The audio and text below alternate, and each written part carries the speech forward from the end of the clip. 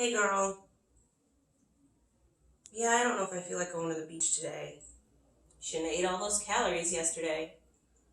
I don't have a bathing suit that I feel like I want to wear. Everybody's going to be looking at you. I'll probably go to the gym and study, just hang out.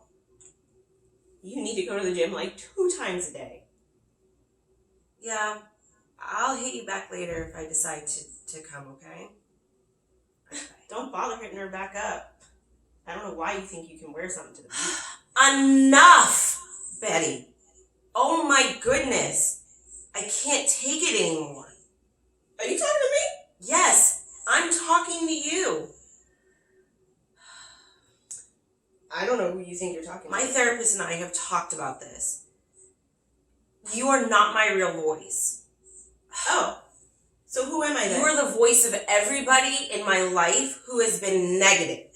The coach who told me I needed to lose weight. My dancing teacher who told me I needed to lose weight. All the women I've ever been around who have always said, oh, a woman could stand to lose 10 pounds. Oh, my butt looks big in this. Oh, my hips are this. All the images of all these fake women online. I can't do it anymore. My point is, I'm breaking up with you. You are you can't not break up with me. a good friend. No, Who's I gonna be need your to friend? learn how to be a good friend to myself. I would never say the things that you are saying to me to anybody else. And I don't understand why I say these things to myself. I'm trying to help you. I need to be a better friend to me. So yes, bye girl. It's time I become my own best friend.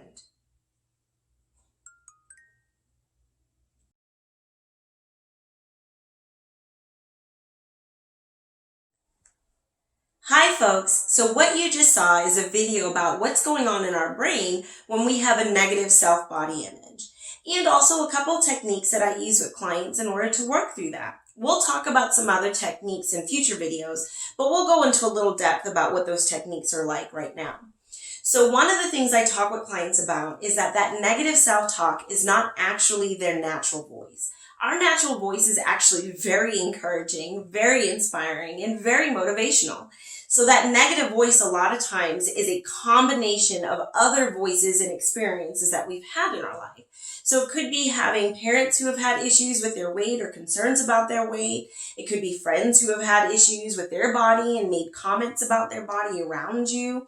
It could be negative experiences such as bullying, especially at a time when we're very vulnerable and we really want to fit in when we're younger. It could be being an athlete and being expected to maintain a certain weight because of this belief that that's the only way you can perform really well. Dancers, performance artists, models, they all have such pressure on themselves in order to maintain a certain body and an image that they have to present. So there's all of these things that can happen in our lifetime over time that can affect our ability to hear our natural voice. So what I talk with clients about a lot of times is taking that voice and embodying it, envisioning that it is actually a person. And give it a name. So it could be any name. I joke with them a lot of times and say, call it Oompa Loompa, so you're like, Oompa Loompa, I'm not going to talk to you today. And it kind of adds a little humor to the moment. But you can give it any name that seems relevant to you.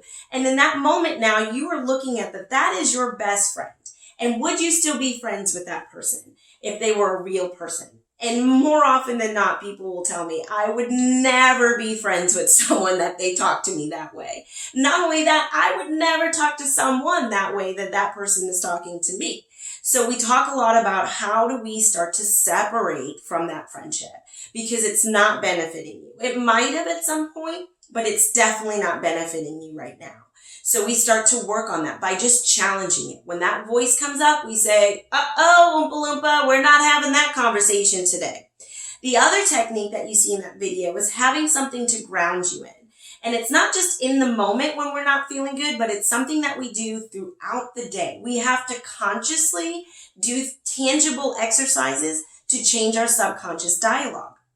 So some of those exercises would be identifying whether it's a statement, a quote, a mantra, a prayer, whatever it might be that grounds you into feeling how you want to feel about yourself.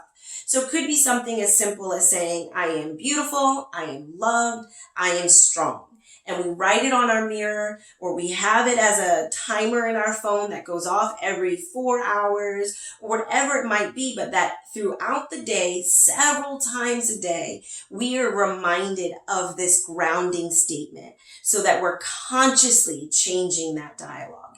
When we do that, then we start to subconsciously change our dialogue too. So we're just challenging these thoughts, both by challenging that negative voice and then proactively establishing what we want our positive voice to sound like. So that's just a couple examples of some exercises that we can work on in order to challenge that negative body image. I hope you liked the video. I look forward to sharing some more with you.